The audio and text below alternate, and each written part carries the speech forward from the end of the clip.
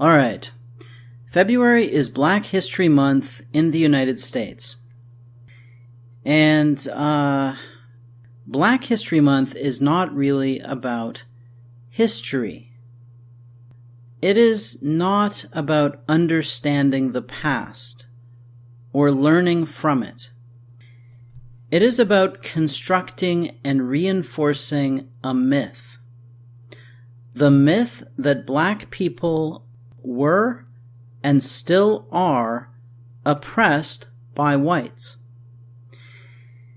The myth of Black oppression is part of a larger myth that white people and European civilization have oppressed the entire world for the last 500 years, that we have oppressed it with colonialism, slavery, even capitalism, that whites have ruled the world for their sole benefit.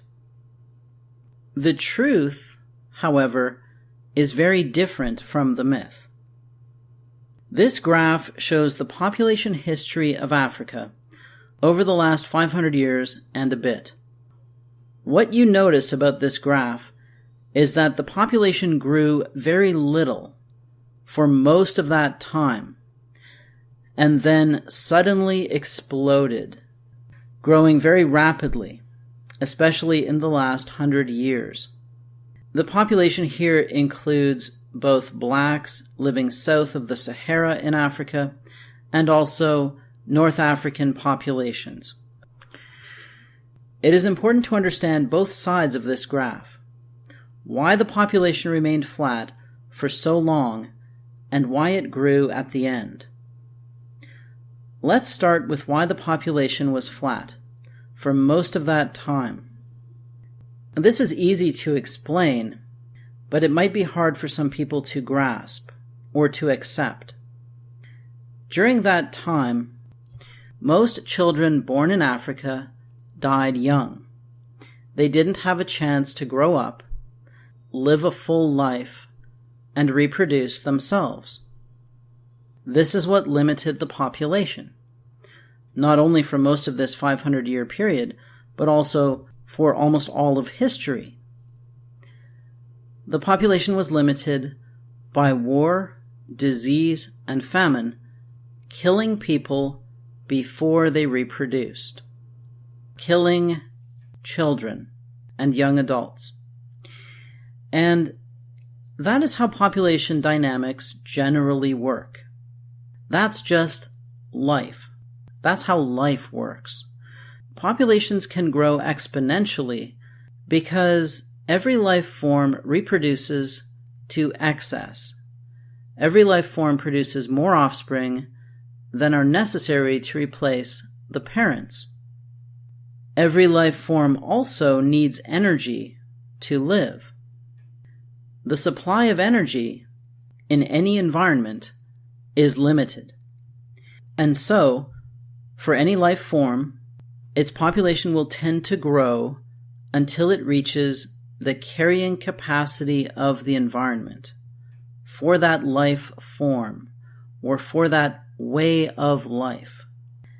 And once it reaches that limit, the population will be maintained by premature death. That's how life works. It does that for all species, from oak trees to gazelles to bacteria to giant squids to human beings. Many individuals are produced and most die young. Nature works by killing babies.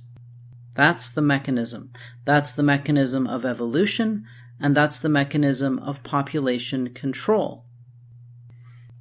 You might think that human beings are an exception to this rule, that we are not bound by this law of nature, because in modern civilization, most children live to adulthood.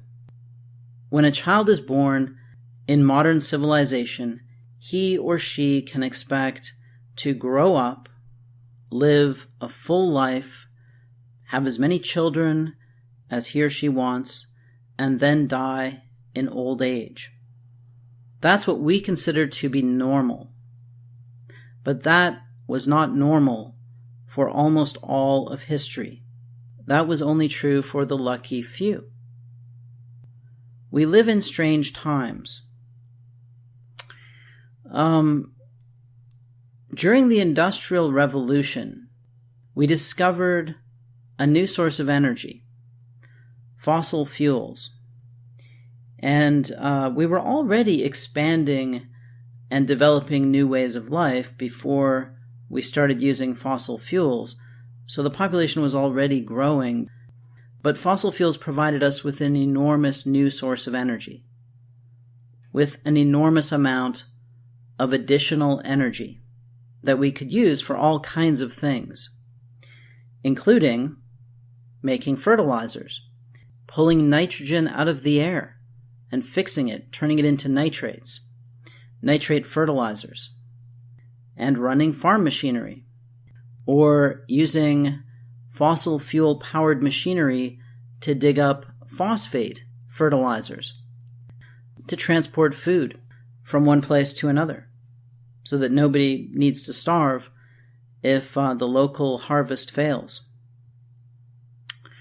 So we live in a time of abundance, especially in the developed world. And also, more recently, we have dramatically lowered the fertility of our populations by using birth control technology and changes in our way of life, cultural and social changes. It's these two things that make modern civilization possible. They make the modern way of life possible.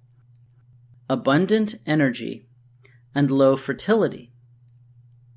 But although we have created this situation and we have managed to sustain it over multiple generations, it is probably not going to be a permanent condition. We are consuming a finite store of energy, and low fertility selects against itself. Low fertility populations tend to simply disappear and be replaced by higher fertility populations or by higher fertility behavior patterns. So just because something is modern doesn't mean it's going to last forever. That doesn't mean it's the future. But I'll talk about that in another video. For most of our history, in most of the world, human populations were either stable or they oscillated around a natural limit that was imposed by the environment. From time to time, people would discover new ways of getting energy from the environment, such as agriculture or dairy farming. And for a brief period after such an advance, life would be good. Everyone would have enough to eat. There would be less conflict because there was more food. There would be less disease because people were better nourished. And more children would live to adulthood. And thus the population would increase until it reached a new limit. And when it reached that limit, then life would become hard again, and premature death would increase, preventing the population from growing any further. So for most of history, human populations were at or near the carrying capacity of the environment. And thus, life was nasty, brutish, and short. I forget who said that, but was a wise man. The population would be limited by war, disease, and famine, killing children and young adults. So that explains the flat part of the graph. The African population, like most human populations for most of history, was maintained by premature death. Now, why did the population of Africa suddenly explode in recent times? Well, again, the answer is fairly simple, but it might be hard for some people to accept because it goes against the politically correct worldview which is that whitey is bad and everybody else is good. The reason why the African population exploded, starting in the second half of the 19th century and then accelerating in the middle of the 20th century, was because of modern civilization.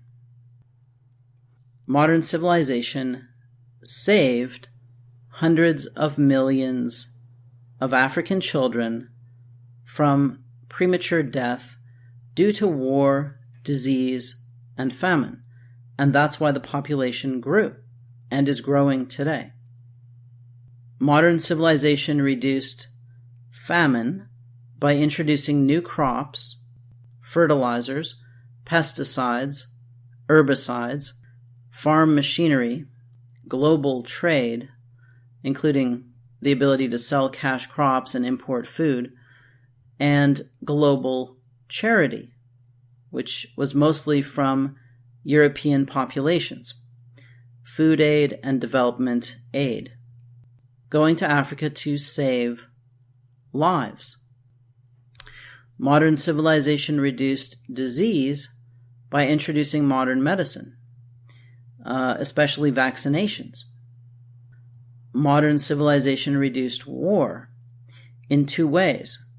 One is that it increased the food supply, and so it reduced conflict over food or land. It also reduced war by introducing the modern state with police and armies and suppressing tribal warfare and interpersonal violence. You might think that Africa is violent today, but it was certainly more violent in the past. Modern civilization lowered the levels of interpersonal violence and intersocietal violence.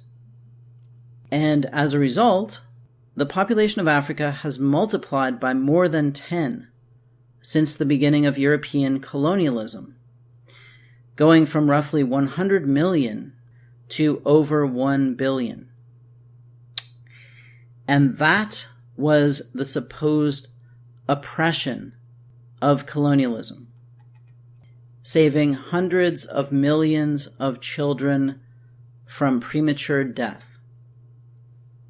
Now, of course, this rate of population growth can't continue forever. Eventually, it will reach some new limit. Or perhaps we will bring down the fertility with birth control, and then we'll have other problems caused by the fact that, birth control, if used voluntarily, is not evolutionarily stable. Because, as I said, it just gets selected against. But in the short term, birth control would prevent the population from exploding further. Now, let me just go through an example that illustrates how rapidly exponential growth can increase a population. I think most people don't really get how powerful exponential growth is. So, the current rate of population growth in Africa is equivalent to doubling every 30 years. Okay, that's a good way to think about exponential growth. Think about the doubling period. In the case of Africa right now, the doubling period is 30 years. 30 years of growth at current rates doubles the population. All right. Now, suppose that the population had been growing since 1715 until today. That's about 300 years. So that's about 10 doubling periods, right? The population would double 10 times.